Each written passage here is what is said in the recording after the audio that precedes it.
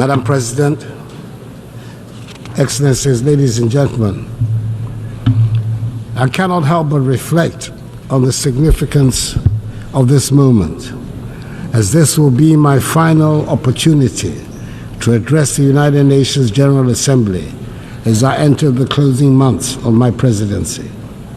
Over the past 8 years, I've had the privilege of speaking on several variations of the essential themes that quite properly dominate the deliberations of this global assembly: the condition of humanity and the state of the planet. Serving the people of Ghana, and by extension those of West Africa, Africa, and the world, has truly been the greatest blessing of my life. Indeed, being here this morning fills me with both pride and humility. Pride in the limited progress we have made together as nations, and humility in recognizing the challenges that still remain. My time as president has been deeply fulfilling, and I'm profoundly grateful for the trust placed in me by my fellow Ghanaians. It has been an honor to serve them and to contribute to advancing peace, security, and development on the global stage. Mr. President, Madam President, I'm here with a heart full of hope, yet mindful of the great challenges that still confront us. As President of the Republic of Ghana and as a citizen of the world, I'm acutely aware of the shared responsibility we carry. Our work here is nothing less than shaping the future of humanity, a future that will affect generations long after we are gone. Leaving no one behind, acting together for the advancement of peace, sustainable development, and human dignity for present and future generations, reminds us that the decisions we take here will define whether we rise to meet the hopes of billions or continue to let inequalities and injustice persist. We owe it to those who look to this body for leadership to act and not just to talk. The world we live in today is a stark, unfortunate contrast of privilege and hardship. For too long, the voices of those marginalized, those left behind, have been drowned out. They constitute the bulk of humanity. These are the voices of the poor, the displaced, the vulnerable. We cannot in good conscience leave them behind. They should be at the center of our discussions and our decisions. Africa in particular knows the cost of being left out. Yes, we're a continent rich in potential and resilient in the face of adversity, but we have also been disadvantaged by a global system that has generally treated us as an afterthought. We've been viewed merely as passive recipients of aid rather than as equal partners in global progress. The well-meaning promises of assistance have failed to materialize to bring about the long-term change we so passionately need. Such aid as is offered often comes with strings attached, limiting our ability to shape our own futures. Africa is not a continent of despair. She's full of great possibilities. She's required, however, to chart a new course of development. Our young population is filled with energy, creativity, and ambition. The people of Africa are not asking for handouts. They're demanding opportunities in a new global architecture so they can have access to education, healthcare, and jobs to be able to build better lives for themselves, their families, and their descendants. In Ghana, we've taken bold and decisive steps to ensure that no one is left behind in our national development, and we have shown that it is possible. Our flagship free senior high school policy has benefited 5.7 million young people, many of whom would have been denied the opportunity to learn, to dream, and to succeed. This initiative has transformed the lives of millions, positioning the next generation of Ghanaians to take their place as leaders in the global economy. But this is just the beginning. We need a global commitment to ensure that every child, no matter where they are born, has access to quality education.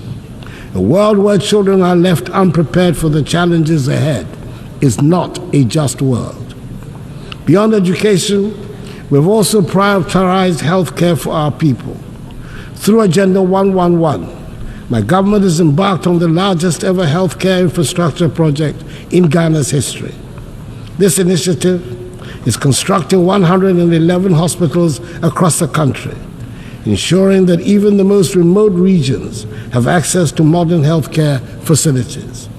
This is part of our broader goal of ensuring that no one in Ghana is left without the basic right to health. We've also taken significant steps to boost food security and economic growth through the Program for Planting for Food and Jobs. This initiative has improved food production, created jobs, and enhanced incomes for millions of Ghanaians. It is a clear demonstration that with the right policies and investments, we can transform our agricultural sector and ensure that no one goes hungry. In the same vein, our one district, one factory policy is transforming the industrial landscape of the nation, generating the structural transformation of our economy, which is our major strategic objective. And in addition, Ghana has embraced in full the teachings of the Fourth Industrial Revolution and is actively pursuing an agenda of digitalization.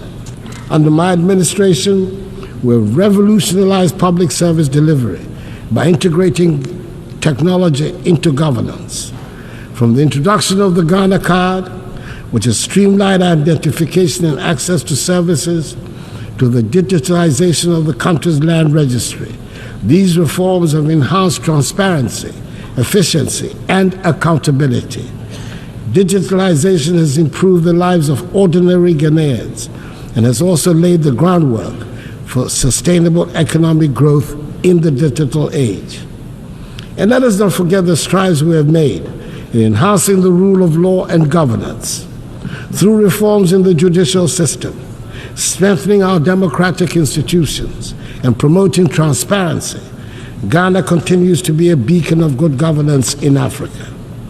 We have enacted laws and implemented policies that uphold the principles of accountability and ensure that every Ghanaian, regardless of their background, is protected by the rule of law.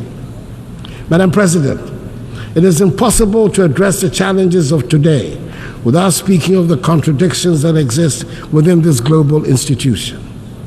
We gather here to discuss peace, but wars continue to ravage nations. We speak of justice, yet justice endures. Take the Russian invasion of Ukraine, for instance. Millions of lives have been uprooted. Thousands have lost their lives, and yet the Security Council has struggled to respond decisively, just as it is struggling to make a decisive intervention in the tragic ongoing war in Gaza and the Lebanon. The structure of the Council reflects a world that no longer exists, and its failure to act in times of crisis raises a difficult question. What is the purpose of the Security Council if it cannot intervene when the world needs it most? Reforming the UN Security Council is a matter of fairness and necessity. The current structure, created in 1945, no longer reflects the realities of today's geopolitical and economic landscape. Africa, Latin America, and South Asia remain underrepresented despite their significant influence on global affairs. This lack of representation undermines the legitimacy of the Council's decisions, and the use of veto power by a few permanent members often paralyzes its ability to act effectively during crises. Reform is essential to ensure that the Council is more inclusive, democratic, and responsive to the complex challenges we face today. The world has changed, and the Security Council must change with it to maintain its relevance in promoting global peace and security. For years, I've championed the need to reform the Security Council as per the Ezulwini Consensus, the common African position on UN reform, which calls for Africa to have permanent seats on the Council. It is incomprehensible that a continent of 1.4 billion people has no permanent voice in shaping decisions that affect global peace and security. The time for half measures is over. We need a Security Council that is fit for purpose in today's world. It is heartening, however, that finally the demand for reform has found acceptance by leaders of 2 of the 5 permanent members, President Joe Biden of the United States of America and President Emmanuel Macron of France. Hopefully, the others will soon follow suit. We must also recognize that the fight for peace goes beyond government actions. It is a fight for humanity itself. In Africa, we have often borne the brunt of conflicts, sending our troops to peacekeeping missions with limited support from the global community. While I'm pleased to see the UN now taking steps to finance peacekeeping in Africa, an outcome of Ghana's presidency of the UN Security Council, we must go further. Peacekeeping alone is not enough. We must address the potential causes of conflict, poverty, inequality, and lack of opportunity. True peace comes from investing in education, healthcare, and economic development. However, peace cannot be imposed from the outside. It must be built from within. African nations must take ownership of their security, and the African Union needs to strengthen itself to be able to respond swiftly to threats. Madam President, as I speak today, ongoing developments in West Africa are deeply troubling. Military coups in Mali, Guinea, Burkina Faso, and Niger threaten the democratic progress we have worked so hard to achieve within the ECOWAS community. These coups are stark reminders that democracy is indeed fragile and must be continually nurtured. In Ghana, however, we will remain resolute in our commitment to democracy.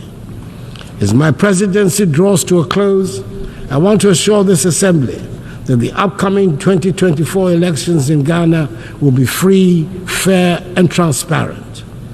Ghanaians have demonstrated time and again in the last 3 decades their strong attachment to democracy, which they will not permit to be undermined. The Electoral Commission, supported by Ghana's security services, is well equipped to ensure that the will of the Ghanaian people is respected. Ghana has long been a beacon of democracy in Africa, and we intend to keep it that way. The 2024 elections will be proof of our enduring adherence to the rule of law, transparency, and the principles of democratic accountability that have guided our nation in recent decades. Madam President, we find ourselves at a pivotal moment in history. The decisions we make today will shape the future of our world. We can choose to act with courage, compassion, and a commitment to leave no one behind, or we can choose inaction and allow the suffering of millions and the degradation of the planet to continue. Let me end by reminding us all that the future is not something that simply happens. It is something we create. We have the power in this room to change the course of history. Let us not shy away from that responsibility. Let us act now, and let us act together. I wish you God's blessings in all your current and future deliberations, and I thank you for your attention. On behalf of the Assembly, I wish to thank the President of the Republic of Ghana.